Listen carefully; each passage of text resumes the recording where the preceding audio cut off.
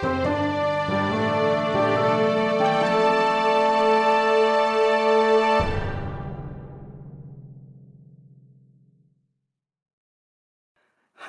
story seekers. We are here, still here, in fact, with the lovely Athena Stevens, who's going to answer some questions. If you're feeling brave, are you feeling brave? I'm brave. I'm American. Whoa, that's a great opener. I'm just going to tick the boxes for brave and free, as I believe those are both included in that Yes. heading. I mean, that is a I think that's questionable these days, but we're trying. Hey, I've heard the song. yeah, rock flag and eagle, right? That's the one. Yeah. Oh, amazing! I think I want that on a T-shirt. Of course, I'm brave. I'm American. So, Athena, who inspired you to start telling your own stories? Oh, gosh. You know, I always say that my father, when I was a child, held me to the sunrise and screamed, "She will be a writer." Like the Lion. It feels absolutely true. Stories writing was built into me. In fact, we have a little journal that was given to me for my 5th birthday that my dad would actually take my dictation and write in for me because I couldn't physically write myself, but I wanted to write in a journal. So even at that age, I was given a sense that my words were important and they were Yeah. important enough for mom and dad to stop what they were doing and write them down. That's wicked. Did your dad write himself, or was it just a torch that he lit for you? He has dabbled. There's been several Novembers that he has kicked around the novel in a month idea. We've been Yeah. on writing retreats together, and he is extremely talented as a writer, but obviously having a disabled child meant that he needed a full-time job. So Yeah. I I don't know. I don't know if I'm more surprised that he didn't, but it is cool that he kind of saw that straight away and knew that it was something that was kind of built into you. That's wicked. I mean, I intentionally, when I went to uni, did not study writing because I just thought, well, I'm already doing that. Why would I want to spend 4 years and 4 years of tuition on something that I'm already doing and I know how to do and I have the tools to do? Now, granted, that's how Yeah. you end up with, short stories from the Obama administration that never got finished until now. But we Hmm. all have those. Oh yeah. Yeah. So Gosh. other than being, as already stated, American, do you feel like you're part of a particular culture or subculture, and do you think that that shaped your writing at all? That is a great question. I do go. I've been based in London for nearly 20 years. I moved to London Yeah. immediately after graduating with my BA. Um, that, I am not English, I am not British, I am a Londoner. Um, And likewise, being here in America, there's only so many times that I can go into a Target or Old Navy or Applebee's without wanting to rip my eyes out. Um, there's a story for your anthology of middle-aged men having heart attacks at Applebee's. Um, I am acutely aware, and I don't typically l- lean into this, but I am acutely aware that I am one of the voices in an emerging movement of writers that is based in the experience of a disability. So I Yeah, am acutely aware that I am hopefully adding to that canon and making it something that will be taught, at A levels and university classes, and making it not just an influencer going, here's how I overcame a spinal cord injury, but really engaging with it as literature. yeah. That's I mean, it's a lofty quest, isn't it? I think yeah, that's. Do you find it helpful to have such a strong and lofty goal? I do find it gets me out of bed in the morning. Yeah, And I do find it keeps me honest because I'll be, you know, I'll say it, I've read a lot of crap memoirs by disabled people and felt very alone and very unseen by their sugarcoating of their experience. And I don't want someone to have to go through the same when they read my work. yeah. yeah. Gosh, I yeah. yeah. Go on, I go think on. that's. I really love it. I think it's so. There's all these people that get really shitty about diversity quotients and these things that really don't exist. They're just a straw man that they build to have something else to point out and shout. Once again, these old men shouting at clouds.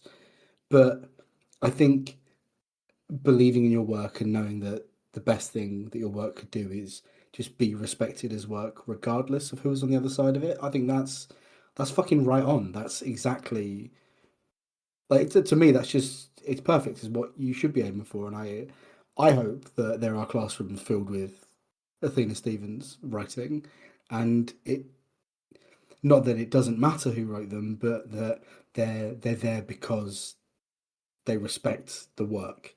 That's Like good. that, Yeah, yeah. That's just yeah. That's wicked. It's my Agreed. dream, and Agreed. that's my test when I'm writing late at night and I know I'm getting lazy. Close the laptop and write better tomorrow. Yeah, oh, I like that. Just recognize that it's just not like things aren't flowing right. You're taking shortcuts. Just Yeah, write better tomorrow. yeah. Just just walk away. Yeah, I love it. Love it. hell The yeah. do you reckon you might ever write something about your experiences of being a Londoner? I know that you've written a play, which details it has a strong component about the underground, doesn't it? But do you reckon you might ever write a novel or a short story or something in that sort of vein? I don't know that. Oh yes, I have the sci-fi about working on the underground. It's so funny because I don't realize that it is about the underground, but that is the backdrop that it takes place on. Um, Mm. yeah, it's interesting because just before lockdown, someone in South Korea approached me to do see if a production of Scrounger, which is about that time that I sued British Airways, um, to see if that could be done in South Korea, in Seoul. And lockdown happened and nobody was doing any theater, but it did make me acutely aware of place. And I would like to write something that is weird and wonderful and kind of Terry Pratchett-esque about just how bizarre London is. And just about how,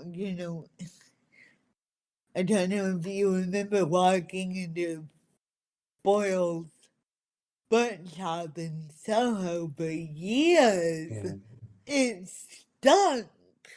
And there was nothing they could do about it because of the Victorian pipes. And you just go, that's weird that London put up with that. Yeah. My favourite weird London thing, right, is that when you see those rows of houses that all match, some of them are just fascia and there's nothing behind them, and it's because they're holes that were designed to let all of the steam and sort of effluvia out when the underground trains were steam powered. I've heard And that it just before. means Yeah. that there are bits of London that just have hidden holes in them, Yeah. and that's just like fine or whatever. Well, the Hidden real holes by estate fake was a houses. worth of fortune. That would Oh be a God, can you great imagine? story. Someone that inherited all the holes of London. They'll That'd turn be them all cool. into Gregs, you know they will. Oh no. Oh gosh. So when you are reading fiction, Athena, do you have particular themes that you find appealing? Yes, I love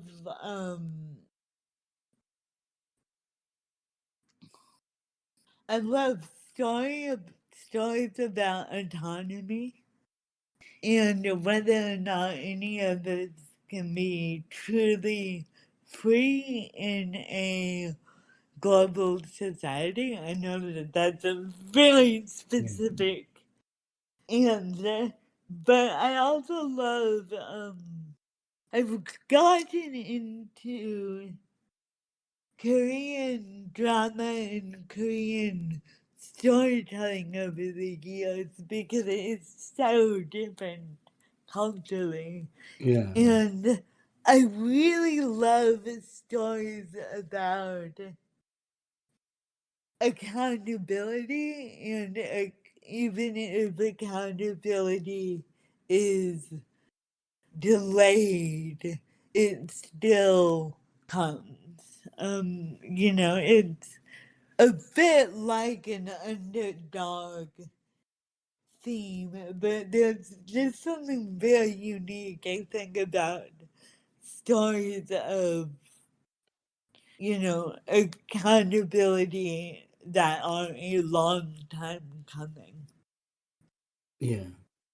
Do you find that means you like don't enjoy chosen one stories because there's like no autonomy to that. So it's just you're doing this thing because you are the one that now does this thing, and it's more like someone being trapped by destiny. It's a really good question because I think if you read my book, What's Done Cannot Be Undone, I was essentially raised and groomed to be a chosen one. Yeah, And I mean, you're Simba. yeah, and I'm Simba. So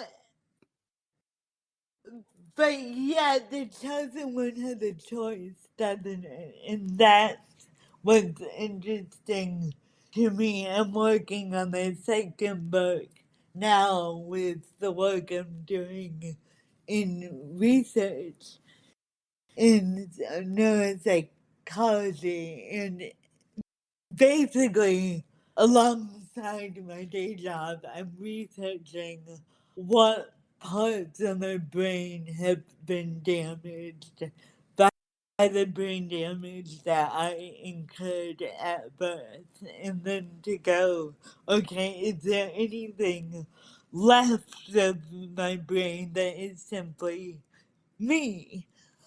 And at the end of the day, maybe not, but I do have my choices. And, Yeah. I was this unlucky kid that was born under malpractice, but that I can only hide behind that so much before I have to go. I have to make choices to make my life count. And that Yeah. could mean sitting at home, watching K drama, or that could mean working on a podcast, or that could mean having a family, or that could mean everything I do in London. There comes a point where the chosen one does have to choose, I guess. Yeah. That was a fantastic answer. Yeah. Really, Now, really, just a strong outlook on the world. this has all been very serious, so I'm going to interject my favourite, extremely stupid question. So, imagine, Athena, if you will, this is of course a hypothetical, that there were two writer podcasters and they were being held hostage by a powerful and capricious story wizard. And that bibliomancer, he draws his power from people's love of stories. And so he sends them out to find more stories for his library. So, what novel is the closest to your heart to buy us some hypothetical time? Oh, what novel is the closest to my heart? Feel free to I answer with a play, though, if you'd like to. No, I have to answer with a novel, and I will tell Okay, yeah. tell you deeply why. And the Ooh. novel is House of Sand and Fog by Andre de Bierce III. And why is I'm mindful that he now lives just down the road from me, but the reason why I know that is I read House of Sand and Fog when I was 20. And I was so blown away by um the compactness and how every single line in that novel is entirely necessary. That I thought I want to write like this someday. Well, fast forward to 2020, and I had met Andre DeVries, and I had workshopped with him, and we got on very well. And the Arts Council gave me money to take private lessons and have a bespoke MFA that he created. So from 2020, all of 2021, I worked with that writer of that novel that I read 15 years before, um, really learning not how to write it, but how to consistently show up for the day. That sounds invaluable experience. Wow. Yeah, so I mean, I where to begin with that? I can honestly say that, you know, it's definitely in my top five favorite books. But in terms of books that have changed my life, that is going to be hard to beat. Gosh, absolutely. Did you like? Impossible to sum up a whole year into one or two statements, but like, were there any aside from just you learning to just show up for your own writing, were there any like really key uh like pointers and takeaways from that time that you spent with him? Really, I would say the one thing that Andre would say, um, two things he would say quite frequently. First thing he always says is, tell me what it's like, tell me what it's really like. Um, and Mm, and hearing that, we were meeting over Zoom for 3 hours a week. Tell me what it's like, tell me what it's really like. Very often I can hear that whispered over my shoulder if I'm writing, kind of grounding me and going, that's all you have to do. Is tell me what it's like, tell me what it's really like. And then really just the momentum of keeping going and showing up for those 750 words a day and just you don't know what you're writing, but I got a really keen sense of when I was trying to tell the story versus when the story was coming on its own and not through me. yeah. Oh, I think I know what you mean there. But like, so were you aiming to have it like just become so in sync with the story that it just flows out of you? That's the goal of that process. It sounds like. So he talks about when he wrote As a Sun and Fog, he was on draft 3, and a character was running out of the house in Belfort, and he realized that the character was going to step on a nail, and he was like, "Don't step on that nail because if you step on the nail, now you're gonna have a foot injury the rest of the book, and now I'm gonna have to deal with the blood. Like, it's going to cause me more problems as a writer." But Yeah. but at the same time, he knew that she had to step on the nail because he saw her do it so clearly.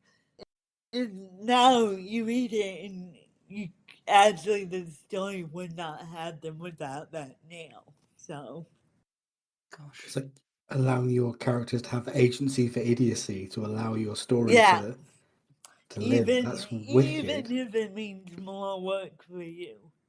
More work. I love the intention of that being like don't steer away from work. Yeah. Like just because it's easier. Like that's a really good bit of ethos. Wow.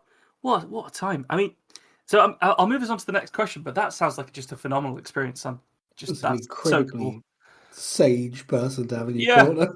So yeah, so he No, was like it your is. wizard. Uh, It's very odd not to be just down the street from him because that was not my intention. But here I am. so I feel for like if this question doesn't float your boat, we can try another one. But what role does organized religion have in storytelling for you? Oh, um, yeah, I can take that on. So Yeah. I am a Christian. My father actually started as a minister, and then, like I said, he had a disabled child, and he needed to earn more money and be more consistently at home. But I still very much base all of my life in that ethic, that faith, that outlook. And so to me, every story connects to what I would call the one great story. So every story is about human beings trying to have value, trying to figure out who they are, trying to figure out what they should do. That doesn't mean all of my characters have the same outlook or the same faith, but you can't have a meaningless story. And for me, I see meaning in my faith. And so, that means that I do watch something like K-pop Demon Hunters on Netflix, and I look at a song like Your Idol, and I can't help but think about the theological connotations of that. And I look at a story like, oh, I mean, Shakespeare's too obvious, but I look at, oh, I don't know, Connor McPherson, and I'm going, what is he saying about the human condition and our mortality and where we are right now and what we need to be doing? I think it's I think it's interesting to have a lens that's always it's not one you have to put on. Like if it's something that it doesn't even occur to you that you're thinking that way. Does it ever, when you're creating a character with a different outlook, do you ever have to like extract yourself from your your sort of beliefs viewpoint to engage with a character you're writing that doesn't believe? Really? Because the days where I struggle with my faith are still very much present. The days that I am not at my best, I'm very aware of, and I think usually admit to those days, and I know that even a worldview of despair and nihilism is not so far away from me that I cannot reach it quite easily. Yeah, yeah, that makes sense. Gosh, it's such a powerful like approach to storytelling that you have there. I'm just very much in awe of it. And it's been Yeah. lovely hearing you talk about it. I did just want to So, double check because okay. we have run up to 9 o'clock for us. I just wanted to double check that. Are you okay if we go on for a little bit longer, or Yeah, should we try and wrap it up now? Because we're happy to no, do let's either. go on. It's gone. Okay, Yeah, take it away, Nico. We just got a couple of questions left. that's fine. So when you've got the words down the first time, what is your editing process?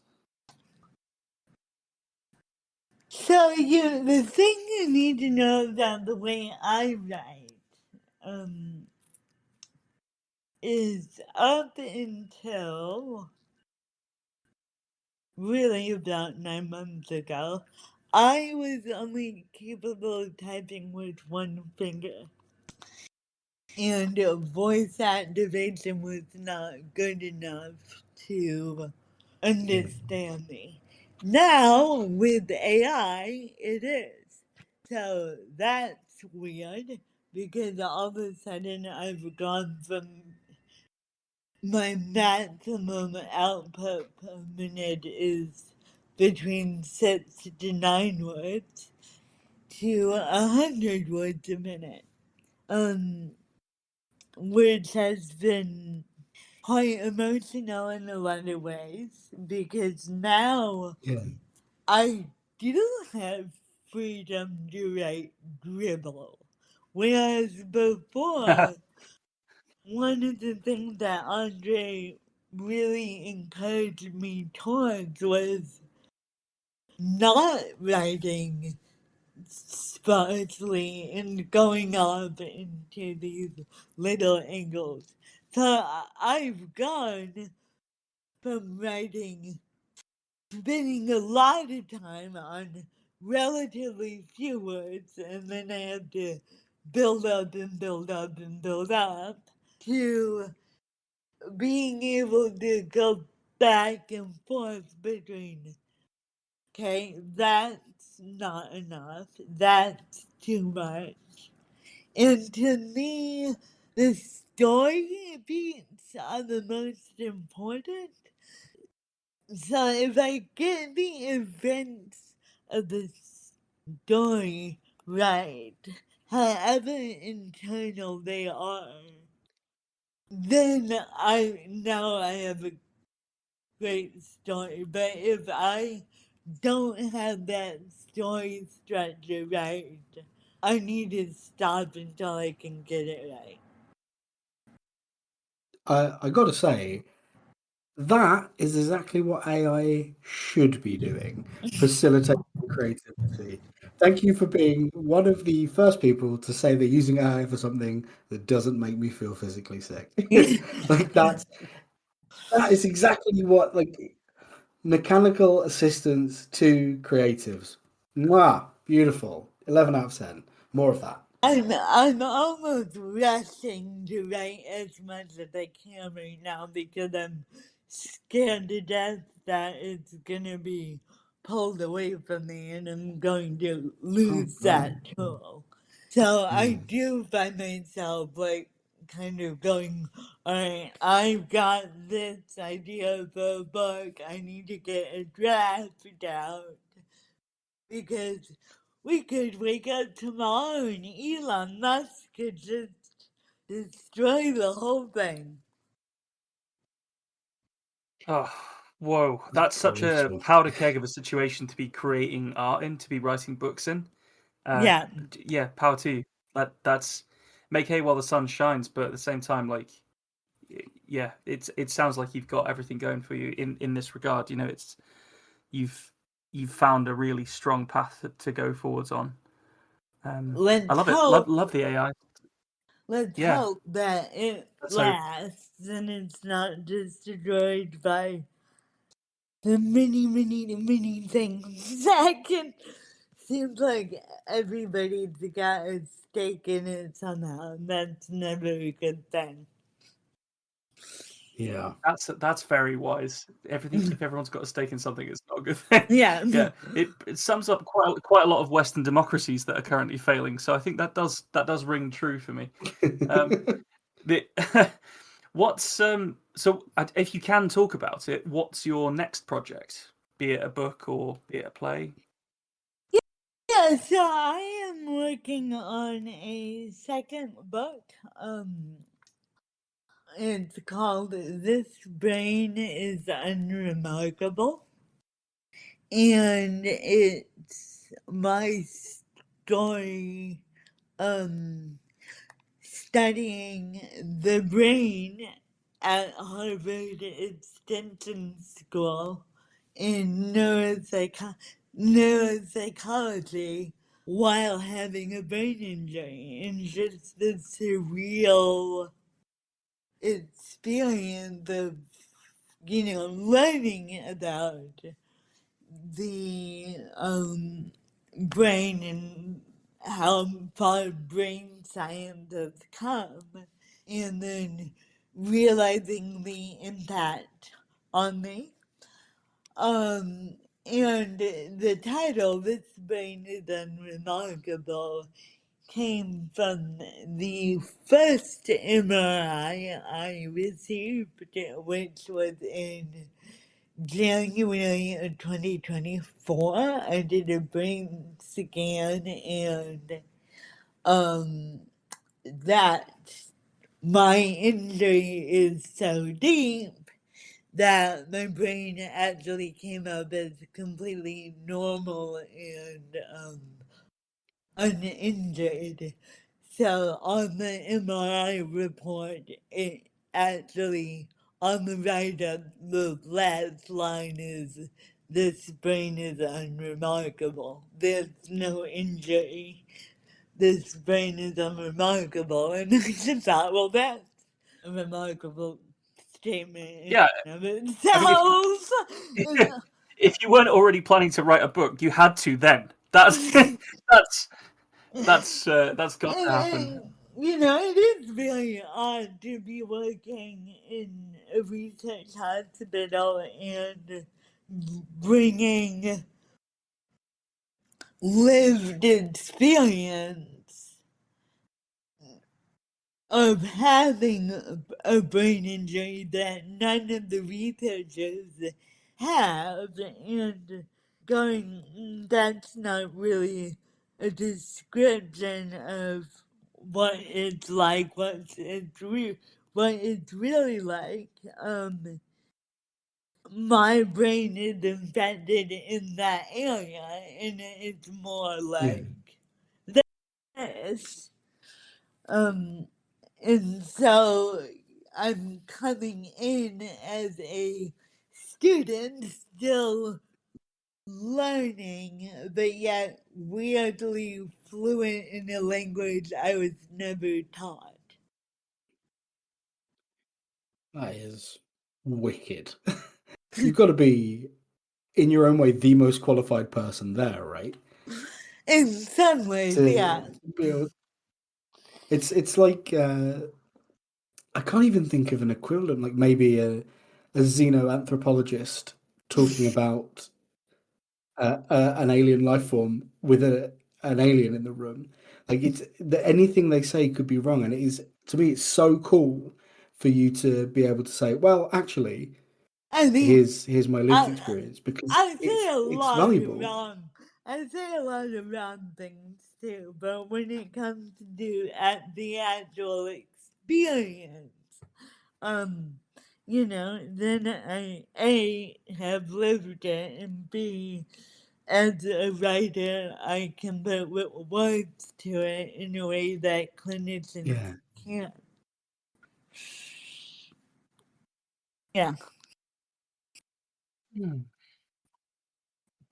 Well, this has been just an absolute journey for me. I've really enjoyed our conversation, and I really enjoyed your stories in the previous episode.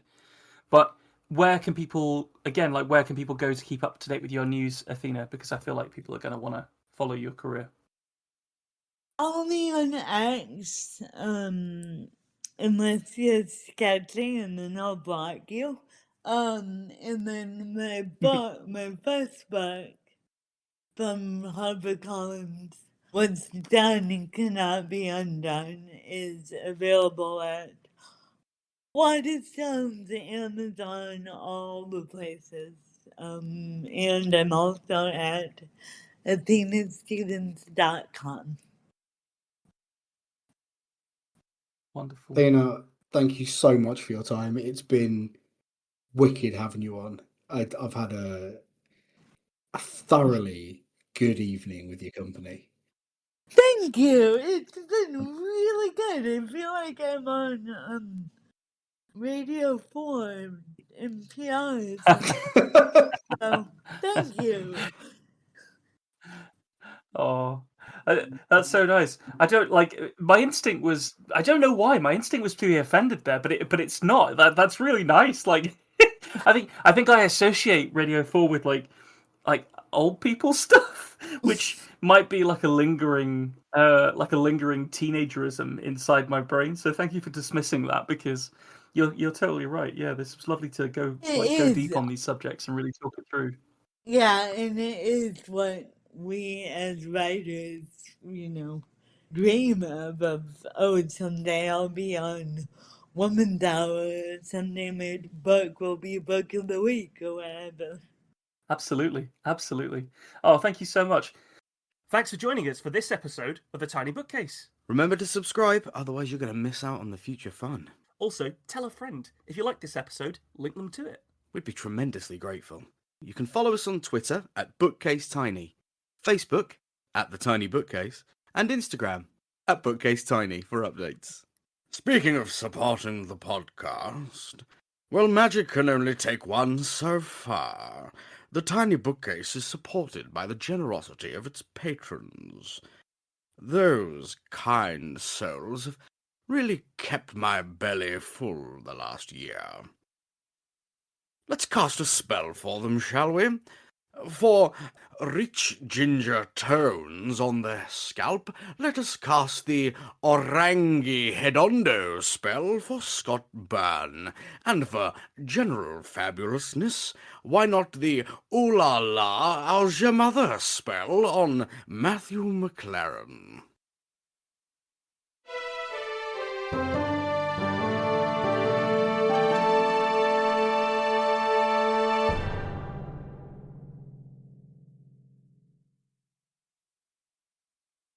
How do you come up with that shit, man?